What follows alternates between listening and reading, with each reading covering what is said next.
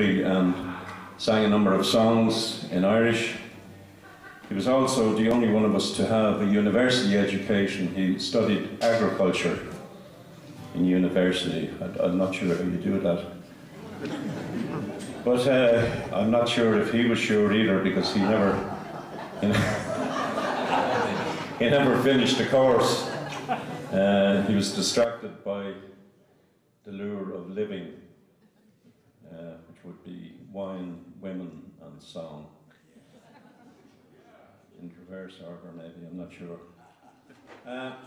He had a kind of, yeah, but we have a video clip here of another drinking song from Ciáran. And he had a kind of, I suppose you could call it a kind of a scientific interest in drink. Like Eamon, he's a very scientific interest as well. Yeah, and our early trips around Europe, he was always on the lookout for unusual drinks, like small drinks like schnapps and akkefiet and Bundelunder, and the morning after he'd be looking for Unterberg. See, he researched the whole thing very well. But he'd order one of these things, you see, without having a clue what it was going to be like. And he had a very poetic kind of approach to the whole thing. He'd order one and he'd hold it up and admire the light filtering through, take a little sniff and ponder the possible ingredients that might have gone into it. Then he'd take a little sip, and if he liked it, he'd order about 20 of them. You know, very scientific. I was in an old pub with him in France one night. We had a free night, and I asked him what he would like to drink, and he had a look at the back of the bar, and there was a whole line of different coloured liqueurs across the back shelf. And he looked at this and he said, "I think we'll start over on the left-hand side."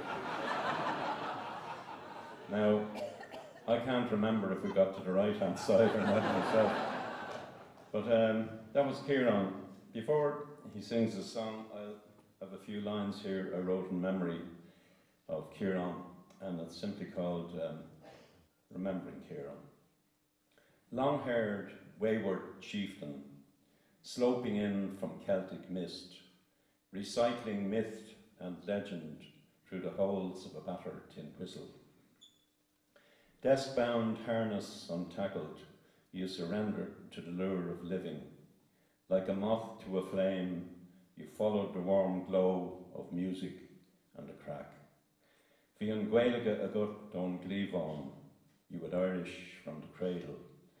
Beguiling Peggy Lettermore, lamenting Anna Coon, embroidering and stitching your story to the night air with guitar and harmonica. In old shebeens where time was barred, you toasted life with praps and all. Whiskey-flavoured yarns flowed and meandered from byways of memory till dawn broke the spell through a smoky haze. Well, that ties a knot on that one, you'd say, saluting the dawn and the gift of another day. When fate struck a cruel blow, you bore your lot with stoic acceptance.